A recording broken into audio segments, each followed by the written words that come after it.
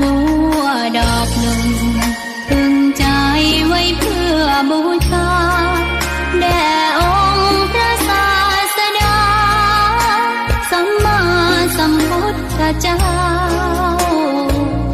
มีความงามเงียบไม่เปรียบเทียบเขาเทียบเราใครมองไม่งามช่างเขาแต่เจ้าก็คือดอกบัวด้วยความสัตย์ซื่อยึดถือความดีเป็นหลักใครรักไม่รักก็ไม่จมปลักมองมัวเมื่อโผล่พ้นน้ำก็เห็นความงามในตัวไม่ยึดติดในตมชั่วขอเป็นดอกบัวดอกเดียวใครไม่มองว่าบัวงามเด่นแต่บัวก็เป็นดอกบัวทุกวันอย่างนี้ไม่อยากเด่นดังแต่มุ่งหวังในทางเด่นดีเกิดมาเพื่อสร้างบารมีถวายชีพนี้บูชาดอกบัวดอกน้อยเฝ้าคอยคนที่ใจบุญมาโอบเอื้อเกื้อกูลรู้ค่าของบุญเก็บบัวขึ้นมาเพื่อสร้างความดีและเสริมบารมีดังว่าใช้ดอกบัวนี้บูชาพระสัมมาสัมพุทธองค์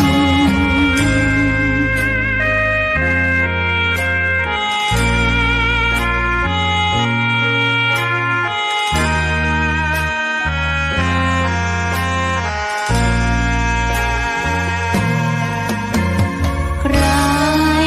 ไม่มองว่าบัวงามเด่นแต่บัวก็เป็นดอกบัวทุกวันอย่างนี้ไม่อยากเด่นดังแต่มุ่งหวังในทางเด่นดีเกิดมาเพื่อสร้างบารมีถวายชีพนี้บูชาดอกบัวดอกน้อยเฝ้าคอยคนที่ใจบุญมาโอบเอื้อเกื้อกูลรู้ค่าของบุญเก็บบัวขึ้นมาเพื่อสร้างความดีและเสริมบารมีดังว่าใช้ดอกบัวนี้บูชาพระสัมมาสัมพุทธอ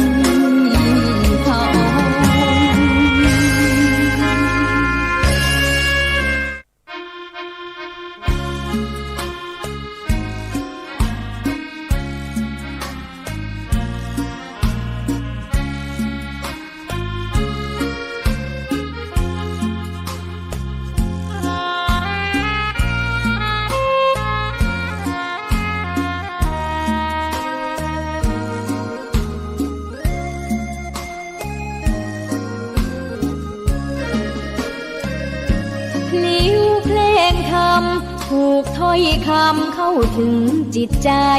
ฟังรายการวิทยุเสียงใสส่งถึงใจไปสู่ปลายนาสารธรรมน้อมนำมองพระศาสดาบอกผู้คนทั่วลาหันมาเข้าวัดฟังธรรมคลื่นเสียงนี้เป็นคลื่นธรรมะจากใจส่งถึงบ้านไกลบ้านไกลฟังได้สุขใจล้ำยามดึกดื่นค่ำคืนมีงานต้องทำเป็นคลื่นสารธรรมเน้นย้ำธรรมะเพื่อนใจ เสียงคลื่นธรรมบอกหลักธรรมให้คลายความเหงาฟังเสียงธรรมะเบาเบาบอกเล่าถึงคนบ้านไกลสื่อธรรมะบอกลดละละวางด้วยใจสื่อไปถึงสวงในเข้าใจหลักธรรมหลักดีลิ้วเพลงธรรมผูกสัมพันธ์จิตใจร่าเริงฟังสาระธรรมะบันเทิงรื่นเริงในชีวิตยามวันว่างเดินทางไปเยี่ยมสถานีนัดพบกันน้องพี่วันนี้วันดีวันเสาร์สวดมนต์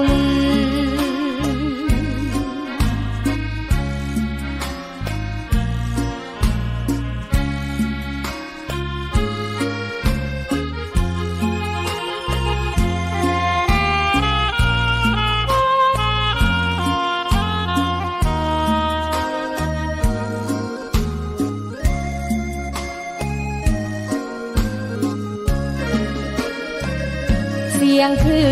นธรรมบอกหลักธรรมให้คลายความเหงาฟังเสียงธรรมะเบาเบา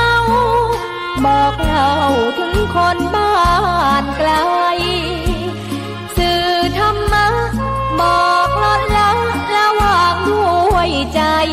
สื่อไปถึงสวงในเข้าใจหลักธรรมหลักดีลิ้วเพลงธรรมผูกสัมพันธ์จิตใจร่าเริงฟังสาระธรรมะบันเทิงรื่นเริงในชีวิตยามวันว่างเดินทางไปเยี่ยมสถานีนัดพบกันน้องพี่วันนี้วันดีวันเสาร์สวดมนต์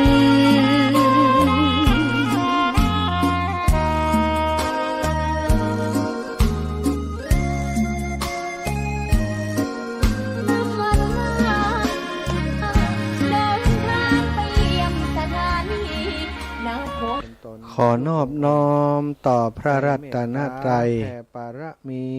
มาเป็นนวโลกุตรธรรมปกเกลาเกษาปกห่มหักษาครูบาอาจารย์พระมหาเถระพระเถราจารีทุกรูปทุกองค์ปกห่มหักษาศรัทธาสาธารคนดีแต่อีป่ออีแม่ตั้งหลายทุกท่านทุกคนที่ติดตามรับฟังรายการสารธรรมทางสถานีวิทยุ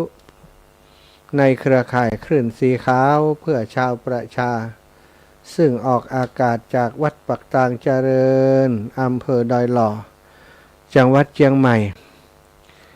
ผ่านทางสถานีเครือข่ายคลื่นสีขาวหลายสถานี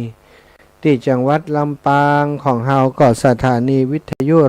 106.50 เมกะเฮิรตซ์เชียงใหม่หลายสถานีมีสถานีวิทยุวัดไฟหินห้วยตองซักแล้วก็วัดพระพุทธบาทอุดมน้ำบ่อสวามนเสียงธรรมแม่แจ่มนะต่างเมืองลี้ต่างหลายที่หลายแห่งก็ได้ฟังพร้อมกันนะในเวลานี้ขอบคุณครูบาอาจารย์พื้นสีขาวก็คือท่านพระครูอภิวัฒนวิกรมที่ได้เมตตามอบเวลาคือเก่ากับผมได้มาพบปะกับได้มีองค์สถานีวิทยุในเครือข่ายคลื่นสีขาวหลายเวลาหลายชั่วโมงหลายวันที่ท่านอาจารย์ได้เมตตามอบเวลามาทำให้มีโอกาสได้มาพบปะได้มานั่งนั่งจามาสนทนากับศรัทธาญาติโยมเดือนหนึ่งก็หลายครั้งหลายคราเนาะก็เป็นโอกาสที่ตนตัวอาตมาได้รับจากการที่ครูบาอาจารย์ได้เมตตามอบเวลามาให้วันนี้ก็ได้เวลามาที่ลำปาง2 ชั่วโมงเนาะของคณะสงฆ์เผยแผ่พระพุทธศาสนาจังหวัดลำปางซึ่งอาตมาภาพและท่านอาจารย์พระครูสิริธรรมปัตติได้รับผิดชอบดูแลในนาม คณะสงฆ์เผยแผ่พระพุทธศาสนาจังหวัดลำปางมาจัดรายการอยู่ตรงนี้ในวันพฤหัสบดีเวลา 15-17 นาฬิกา 15-16 อาตมาภาพดูแลจัดรายการปกปะกับศรัทธาญาติโยม16-17 15-16 6-17 ท่านอาจารย์พระครูสิริธรรมบัณฑิตรับผิดชอบดูแลรายการ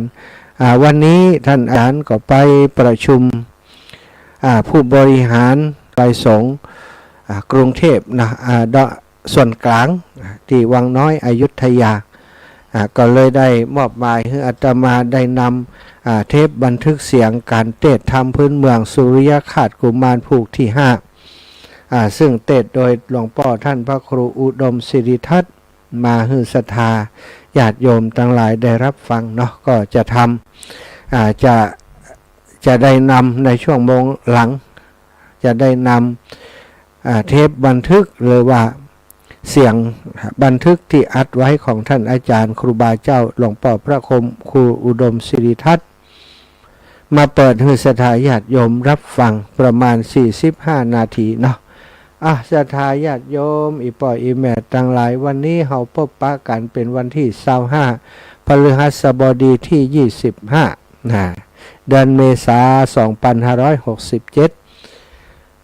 2567ปีใหม่เมษาเนาะก็ใกล้จะหมดเดือนแล้วเน้อศรัทธาวันนี้25ก็เหลือแหม5วัน26 27 28 29 30ก็จบข่าวหมดเวลาสำหรับปีใหม่2567นะเฮารอคอยบัดใดจะถึงสงกรานต์บัดใดจะถึงปีใหม่ล่ำมาแล้วศรัทธา เวลามันเร็วนะมันรวดเร็วอย่างที่ได้บอกทุกวันเวลาล่วงไปบัดนี้เฮาทั้งหลายทำอะไรอย่างกันอยู่ถ้ายังมัวลุ่มมัวหลงยังถือยศถือศักดิ์ยังแบบปล่อยวางยังมีความทุกข์กับเรื่องต่างๆนานาก็ต้องเตือนตัวเองไว้ตลอดเวลาว่าชีวิตล่วงไปบัดนี้เฮาได้อันอย่างจากการมีชีวิตอยู่พร่องเฮายังเป็นผู้ประมาทในวัยในวันเวลายังเป็นผู้ประมาทในการสร้างสมคุณงามความดีอยู่หรือไม่ยังบ่เนี่ยอย่างเพื่อตัวเองอยู่หรือไม่นะศรัทธาก็ต้องพิจารณาทายยังขาดตกบกพร่องสิ่งใดมีตัวเฮาคนเดียวที่หูก็ปรับปรุงเปลี่ยนแปลงตัวเองยังบ่ได้หื้อตานยังบ่ได้สั่งสมกองบุญยังบ่ได้รักษาศีลยังบ่ได้สนใจเรื่องการปฏิบัติธรรมซึ่งเหล่านี้เป็นสิ่งที่จะติดตามตัวเฮาไปในสัมปรายภพทรัพย์สินเงินคำเฮือกสวนไรนาทุกสิ่งทุกอย่างบ่สามารถจะติดตามเฮาไปได้ส่วนที่จะติดตามเฮาไปได้ก็คือบุญกุศลเท่านั้นศรัทธาญาติโยมถ้ายังบ่ได้ยังบ่ได้สร้างสมยังบ่ได้อบรมยังบ่ได้ห่อเข้าคือตัวเก่ากำเตื่อยยังบ่ได้เตรียมเสบียงเพื่อตัวเองกำเตื่อยก็หีบเตรียมเห็นนะสิ่งที่จะเตรียมไปได้การทำทานก็ถือว่าได้เตรียมเสบียงบุญการรักษาศีลอันนี้ก็เป็นเสบียงบุญการปฏิบัติธรรมศึกษาธรรมะปฏิบัติธรรมตามกรรมตามธรรมคำสอนของพระพุทธเจ้าอันนี้ก็ถือว่าเป็นเสบียงบุญอยู่ที่เฮาจะเก็บเอาเสบียงบุญมากน้อยเท่าใดบ่มีไผห้ามบ่มีไผบังคับเนอะศรัทธาห้ามบ่ฮื้อทำบุญบ่มีไผห้ามเฮาได้แล้วก็บ่มีไผบังคับเฮาต้อยต้องทำบุญนะอย่างอย่างอีบ่มีไผบังคับบ่มีไผห้ามปรามเฮาได้มีแต่ตัวเฮาเท่านั้นที่จะสั่งสมจะอบรมกันเอาเองถ้าเฮาทำเฮาก็มีผลขึ้นได้หยังถ้าเฮาทำผลก็คือเฮาก็จะได้สิ่งที่เฮาทำทุกสิ่งทุกอย่างบุญกุศลคือสิ่งที่ราชามหากษัตริย์โจรหรือว่าคนทั้งหลายบ่สามารถจะแย่งเอาของเฮาไปได้บ่มีไผตกน้ำบ่ไหลตกไฟบ่ไหม้อันกรรมว่าบุญอันว่ากรรมว่ากุศลจะติดตนติดตัวของเฮาไปติดจิตวิญญาณของเฮาไปจะนำวิญญาณนำสิ่งที่เป็นตัวตนของเฮาอันเป็นนี้อันที่เปิ้นยึดถือกันจิตเจตสิกอะไรอย่างต่างๆที่ก็ว่าไปศรัทธาวิญญาณออกจากร่างแล้วก็จะไปสู่ภพภูมิที่ไหนด้วยคติที่เรียกว่าบุญนั่นเอง พบปะกันวันนี้เนาะก็จะได้นำสารธรรมมาฝากมาแบ่งมาปันศรัทธาอีปออีแม่ทั้งหลายวันนี้อยากจะอูดถึงสิ่งที่เป็นผลไม้ชนิดหนึ่งเป็นผลไม้ที่มีความพิเศษศรัทธาใจกินน้ำก็ได้ใจกินต้นก็ได้ใจใบก็ใจประโยชน์ได้ต้นก็ใจประโยชน์ได้แม้กะหากก็สามารถทำยาได้ทุกส่วนของต้นไม้ต้นนี้นะใจประโยชน์ได้หมดผลไม้ชนิดนี้นะนาลีเกต้นเดียวโนเนกลางทะเลขี้ผึ้งฝนตกไม่ต้องฟ้าร้องไม่ถึงไปถึงแต่มีคนมีบุญนะศรัทธามะพร้าวนั่นเองศรัทธาอีปอยอีแม่มะพร้าวนี่เป็นผลไม้ที่มีความพิเศษหลายอย่างหลายประการเป็นผลไม้เทวดาอินะศรัทธาเป็นผลไม้พิเศษอย่างใดศรัทธามะพร้าวนี่ต้นมันสูงเนอะศรัทธาต้นมันเป็นมะพร้าวพื้นเมืองกามะพร้าวตีเปิ้นบ่ได้ตัดแต่งพันธุกรรมนี่นะศรัทธามันก็จะขึ้นสูงไปบางครั้งนี่คนขึ้นมาได้ต้องอาศัยลิงขึ้นหรือว่าขึ้นมาได้เสียเลยก็ต้องปล่อยมันหลวงมันหล่นลงมามะพร้าวนี่สถาพิเศษอย่างใดมะพร้าวนี่ตกจากที่สูงบัดแตกเพราะอย่างเพราะดุจคนที่มีศีลธรรมแม้คราวตกต่ำก็บ่ทิ้งมีคนคอยช่วยเหลืออยู่เสมอเพราะความดีคือคุณงามความดีความเมตตากรุณาความเสียสละเนี่ยที่เฮามีอยู่เนี่ยเป็นเปลือกที่ห่อหุ้มเฮาอยู่เหมือนกับเปลือกบะเป้าที่ห่อหุ้มบะเป้าอันเป็นผลในอันเป็นกะลงบะเป้าอันเป็นเนื้อบะเป้าอันเป็นน้ำบะเป้าคุณงามความดีก็คือเปลือกสิ่งที่เป็นคุณงามความดีก็เปรียบเสมือนเปลือกของบะเป้าที่เฮาสร้างสมอบรมบะเป้าตกโซจากติถึงข้าวติดตกหลักกรรมลำบากคุณงามความดีก็จะอบอุ้มไว้บ่ให้ชีวิตแตกสลายไปคุณงามความดีที่เฮาสั่งสมไว้จะคอยช่วยเหลือเฮาเสมอเพราะเฮาเป็นคนดีความเป็นคนดีก็คือสิ่งที่ห่อหุ้มตนตัวตนของเฮาอยู่ศรัทธาบะเป้ามีน้ำได้โดยตนเองบ่มีไผตักน้ำไปใส่ตังในบะเป้าได้เนี่ยศรัทธาใจกรรมใจมีไผ่ไปตักน้ำใส่หน่วยมะพร้าวได้พ่องบ่มีไผ่นะ